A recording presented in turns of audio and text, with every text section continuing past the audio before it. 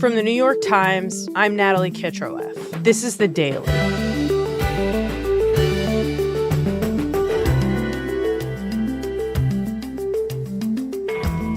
Today, the story of Operation Spider's Web, an audacious sneak attack by Ukraine that caused billions of dollars in damage to Russian warplanes, with drones that cost as little as $600. My colleague Marc Santora explains why this strike is already being seen as a defining moment in the evolution of modern warfare.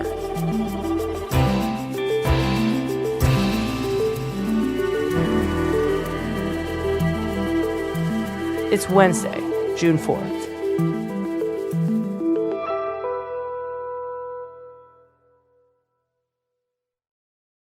Marc, we're coming to you because you are one of the correspondents who has been on the ground for the longest in Ukraine. You've been reporting from the front lines, embedding with the Ukrainian military. And we now know what happened this past Sunday was unlike anything we have seen so far in this war. You and a team of reporters have been working to uncover exactly what went down, how it went down, and I want to get to those specifics here today. But first, can you just take us through the events as you experienced them on Sunday? Sure. So, you get used to a lot of reports of explosions every day here, whether it's here in Ukraine or something going on in Russia. But on Sunday, around 1 o'clock, we started to get these really strange reports of explosions at airfields 3,000 miles from Ukraine. First, we saw reports of explosions at an airfield all the way in Siberia. And as they started to come in, we started to get videos of how these attacks were being conducted. And it was really weird looking, right? Because, we're used to long-range Ukrainian drone strikes going after, Russian targets inside of Russia. But here, we saw these trucks parked on the side of the road, and then these small little quadcopters rising up from the trailer and taking off. And then, cut images to burning planes and airfields. And so it quickly became apparent that in terms of how this strike was executed, in terms of its ambition, in terms of what it might mean for the war going forward, that this was something different. This was a signal event in this war. Okay, so a very big deal attack carried out in what seems to be a pretty sophisticated way. How did this happen, Marc? How did Ukraine pull this off? Well, this is Ukraine's answer to a problem that has bedeviled them throughout this war, which is how do you stop massive, long-range Russian missile bombardments? And these are launched from planes flying deep in Russian territory. They're missiles fired from ships and submarines out at sea, from land-based systems far inside of Russia. So basically out of the reach of the Ukrainians. And these bombardments have become so routine in Ukraine that people can actually time when they want to go to the shelter by what's happening. For instance, a Russian bomber will take off from an airbase deep in Russia, and you'll get a warning saying that the bombers are at the starting line. A warning like on your phone? Yeah, a warning on your phone. It'll say Russian bombers Tu-95 at the starting line. So that means you have about 2 hours till they get to the launch point. You'll get an alarm. Missiles have been launched. Then if you're in Kyiv, say, and depending on where the launch is from, you have 2-3 hours for a cruise missile. Wow. It's like a countdown to an attack on your phone live. Yeah, so these bombers, everyone in Ukraine is intimately familiar with now, the Tu-95. And it's kind of gone in waves in the war. The more U.S. support they got with Patriot missiles and other things, the more secure people in some cities felt. As American support has faded, some of that feeling of security has faded with it, because there's only a few really advanced weapon systems that can go after Russia's most advanced missiles. And Ukraine never had enough of them, but as America pulls back, they have even less. So it sounds like the Ukrainian government looks at this problem and says, okay, this is what we need to solve. How do we stop these long-range missile attacks from these Russian bombers? 100%. So the Ukrainians do what they've done throughout this war. They have to adapt. They have to innovate. They have to find a low-cost solution. And so what they do is they turn to drones. Drones are the things that Ukraine has turned to time and again in this war to survive against an enemy that outnumbers them, that has a vastly bigger arsenal. I mean, honestly, it's kind of hard to imagine how Ukraine would have survived without drones. And, going to the front line over the last 3 years, you've just seen how they've transformed the battlefield. I mean, every time now, if we go out to a frontline position with the Ukrainians, you have someone riding on the front seat with a shotgun, because really that's one of the only defenses against some of these kinds of smaller drones. So they're able to use these drones to hold defensive positions with fewer people than they might otherwise need. But Mark, how does this strategy, while successful on the front lines, get at that original problem we were talking about, which is striking Russia where it hurts in Russian territory, hitting these bombers? So, first of all, these guys on the front line, they're watching every day as Russian missiles and bombs are hitting the towns and cities where their families live. So they, just like everyone else, are, desperate to find a way to do something about this. And so Ukraine begins another kind of drone program, which is to make long-range drones, not these small sort of little quadcopters, but drones that can fly hundreds of miles and carry powerful payloads of explosives. So Ukraine, for the first time, strikes a Russian airfield all the way back in December 2022. But Russia, obviously, starts to adapt to this new capability Ukraine has. They've got robust air defenses, but also they start taking other measures. They build fortifications around fuel depots at airports. They build decoys at the size of fighter jets to confuse the Ukrainians as to what's where. They put tires on the wings of planes in the hopes that if there is an explosion at the airport, the shrapnel doesn't do damage. They do a number of steps that, taken together, make it exceedingly hard for the Ukrainians to strike a blow that will do more than glancing damage.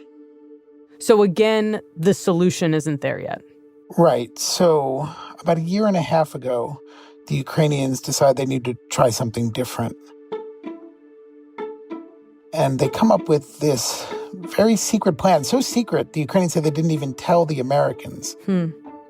They try and find a way to bring these small drones, the ones that have been so effective on the front, into Russia, close to these air bases where these bombers are based, in the hopes that they can use them to catch the Russians by surprise. And maybe at least slow the Russian bombardments down and give them more of a fighting chance. And they call this Operation Spider's Web.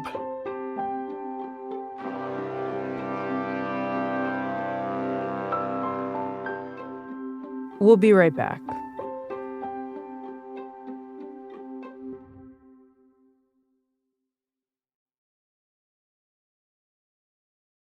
Okay, Mark, take us inside this Operation Spider's Web. So there's a lot we don't know, and we're still working to piece it together. But what we do know is that this operation was so high profile that President Zelensky himself oversaw it. We know it was so secretive they didn't even tell the Americans.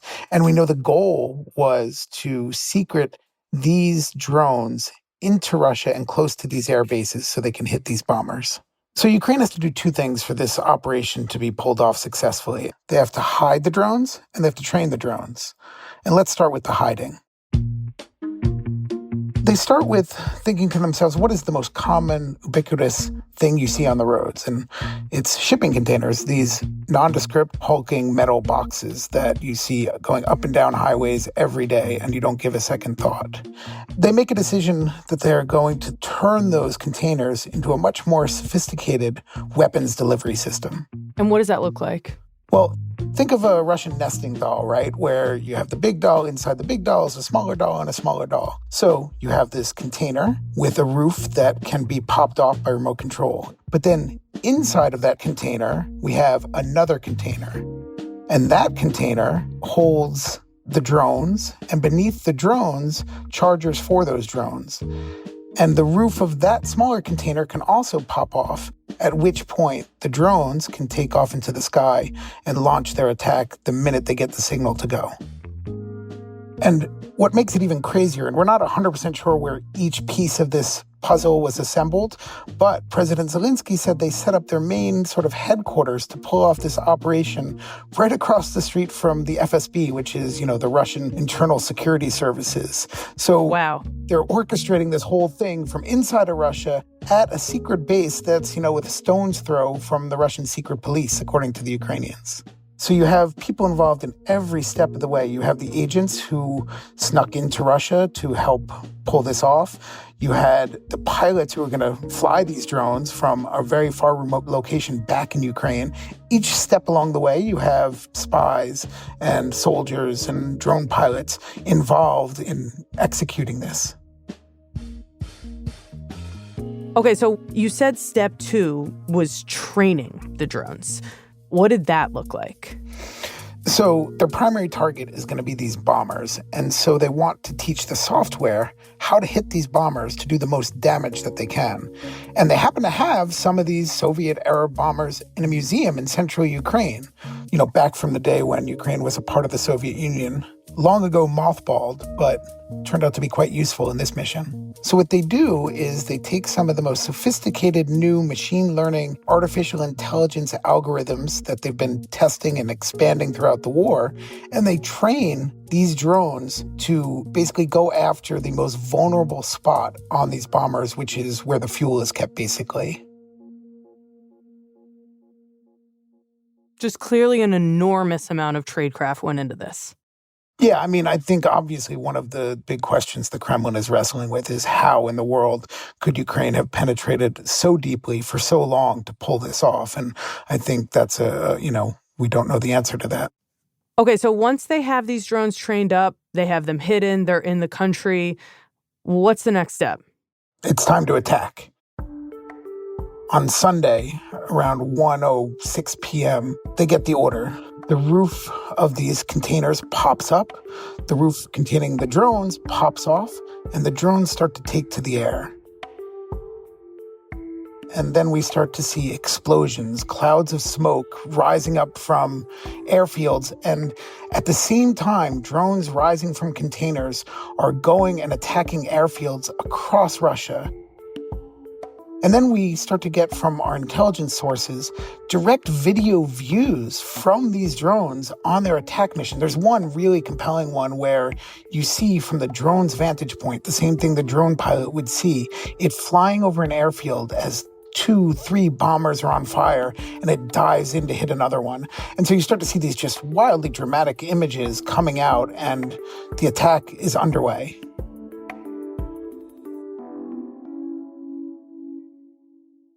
Yeah, I've seen these videos. We've published them. It really starts to look at this point like a movie, like some sort of scene from Mission Impossible or something. This moment is just remarkable to watch in real time. Yeah, it's really one of the kind of incredible things about this war that I don't even think we've fully understood, which is just how much of it has unfolded before the cameras. But, videos, they can lie or not tell the whole story. So our colleagues on visual investigations basically set to work right away to try and piece together both the videos coming from Ukrainian intelligence, but also Russian civilians, as well as satellite images, which are still coming out to try and understand, okay, they were able to orchestrate this attack, but what effect did it have? And where we are now, I think 48 hours after the attack unfolded, is we can say with confidence that more than a dozen Russian bombers and planes suffered damage, quite extensive in many cases. The Ukrainians say that the number could be as high as 41, and that amounts to, if the Ukrainian account is correct, $7 billion in damage done by drones that cost a few $1,000s a piece. Even if it's half as much as Ukraine said, and it's closer to the Western estimates, that's still $3.5 billion in damage. And you have to recall that this is Russia's strategic nuclear bombing fleet. So we've been talking about how Russia's been using these to launch conventional weapons at Ukraine, cruise missiles. This is also a key element of its strategic nuclear deterrence. And Russia's not thought to have more than 100 of these, totally, and they're not making any more right now. So the loss of 10 or 20 would itself be really significant. If it's as high as the Ukrainian number, that's a third of that fleet. So we'll see what that tally comes to. But, undoubtedly, the attack put a big dent in the fleet. It's just remarkable to imagine these tiny, cheap little drones having that kind of an impact. But Mark, as you've said, we've seen drones being used in this conflict for a long time now. What's different about this time? Yeah, so, aside from just the boldness of this attack, it is sort of an evolution in a revolution. And the revolution of drones, for anyone who hasn't been paying attention, I think this attack should drive that home, how it can both affect what militaries think about in terms of their force protection, what they choose to invest in. It's kind of like if you're to think about other moments in wars where a new weapon comes to life, the weapon might have existed a bit, but then it's just used to great effect. So in World War II, for instance, you had the Germans using the V1 and V2 rockets to bombard London. It would be some time, but that augured in the era of the missile. And we've seen how missiles transformed, how countries fight or think about fighting or plan for fighting. And I think when it comes to drones, they've been around a while. They've obviously, what's happened here in Ukraine is it's gotten supercharged. And just the amount of adaptation and evolution that we've seen over the course of 3.5 years has forced everyone who's paying attention to rethink some of those doctrines that were long held about what does it take to, both win on the battlefield and also, to prepare for the next fight. I also feel like there's another reason this attack is really important, and that's just the timing of it. It comes just a few months after Trump sat with Zelensky in the Oval Office and said Ukraine was not in a good position in its negotiations with Russia over peace, that it didn't have any cards. And now Zelensky and Ukraine have orchestrated this pretty advanced attack after a long stretch where Russia was dominating the battlefield, right? It's like Zelensky's saying, no, wait, we actually do have some cards. Here they are. And so I'm wondering, Mark, how this affects the ongoing talks between Russia and Ukraine. So first of all, we talked about how this was a year and a half in the planning. So while President Zelensky was in the Oval Office being berated, he knew that this plot was, being cooked up. So in any case, he knew he had some cards in his back pocket. Right. I think, we talked a lot about what was Ukraine's goal with this operation. And obviously a central goal was to slow down these bombardments. But there was a secondary goal, which was to raise the cost of this war for the Kremlin. The Ukrainian theory of how do you stop this war is you have to force the Russians to stop. Diplomacy has so far failed. So the only way Ukraine sees this war ending is if there is enough pressure and cost on the Kremlin to end their war. So this attack was a part of that. And then we saw today, another remarkable covert operation, which was the third attack on the bridge that crosses from Crimea into Russia. Now, again, this one just happened literally, this afternoon. We don't know the damage. We don't know how successful it was, but it shows you what Ukraine's strategy here is, which is they're never going to have more people than Russia. Russia is willing to lose tens of thousands of soldiers every month. Ukraine has been most successful when they've, used their ability to sort of act quickly, and whether it's surprise, deception, adaptation, that's where they've had the greatest success in this war. And so this operation, going after these Russian bombers, going after the Crimean Bridge again, these play to Ukraine's strengths. At the same time, Putin obviously has been really resistant to pressure this whole time. And I have to wonder whether even with the latest successes, this has any chance of working, of forcing him to the table in a really earnest way. I have no idea. All I know for sure is that nobody wants peace more than Ukrainians.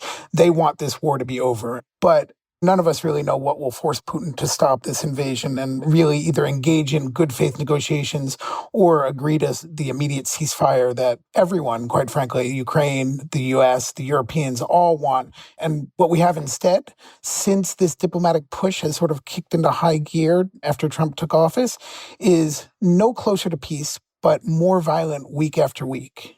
In other words, Operation Spider's Web might end up having more of an effect on how we think about and conduct warfare in general than it will have on this actual war. Yeah, I mean, obviously everyone is always looking for that thing that will be the moment that turns the war or that leads to the end of the war. But the honest truth is, this is total war. And in total war, it's everything together that matters. So this operation will help people if it even, lessens the bombardments to some degree. That's thousands of people in a city or town who might not have to face a missile bombardment that otherwise would have come their way. But yeah, at the end of the day, I think the Ukrainians are under no illusions. This is their only strategy, which is to fight back, to increase the cost on the Kremlin, and just hope at some point between their own actions, their own fight, and then Western support, that pressure becomes enough where Russia decides, okay, enough.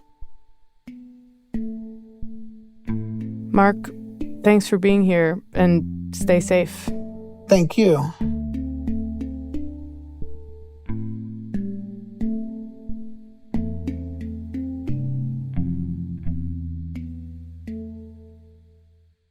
We'll be right back. Here's what else you need to know today. On Tuesday morning, Israeli soldiers opened fire near crowds of Palestinians who were walking toward a food distribution site in southern Gaza. The Red Cross said that 27 people were killed in the attack. The Israeli military said it had fired near a few people who had strayed from the designated route to the site and who didn't respond to warning shots, saying they had, quote, posed a threat to soldiers. A senior administrator at a hospital a few miles from where the shootings took place said that many of the victims were children, aged 10 to 13. And the Trump administration is proposing a deal to allow Iran to continue enriching uranium at low levels, while the U.S. and other countries work out a plan to eventually block Iran's path to a nuclear weapon in exchange for giving it access to fuel for nuclear power plants. The proposal is seen as a bridge, for now, between the current situation of Iran rapidly producing near bomb-grade uranium and the American goal of Iran enriching no uranium at all. This was the first indication since Trump took office that the U.S. and Iran might be able to find a compromise over Tehran's ambitions to build a nuclear weapon. Officials in Tehran indicated that a response would come in several days. And finally, on Tuesday afternoon, Elon Musk lashed out against the ambitious Republican bill that's intended to enact Trump's domestic policy agenda and that's been backed by the president. Musk posted on X that the measure, which the White House has called the Big Beautiful Bill, is, quote, a disgusting abomination, saying it was, quote, massive, outrageous, pork-filled, and would, quote, massively increase the already gigantic budget deficit. Musk also hinted that he might support efforts to unseat lawmakers who backed the bill in the 2026 midterm elections, saying, quote, in November next year, we fire all politicians who betrayed the American people. While Musk directed his ire at Congress, the comments amounted to his biggest public break with Trump since the two joined forces during the campaign. Today's episode was produced by Olivia Nat, Caitlin O'Keefe, and Anna Foley.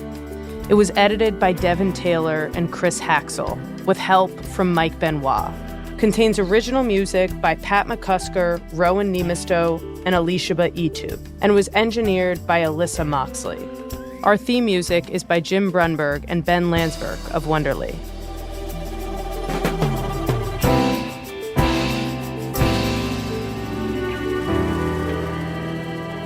That's it for The Daily. I'm Natalie Ketroev. See you tomorrow.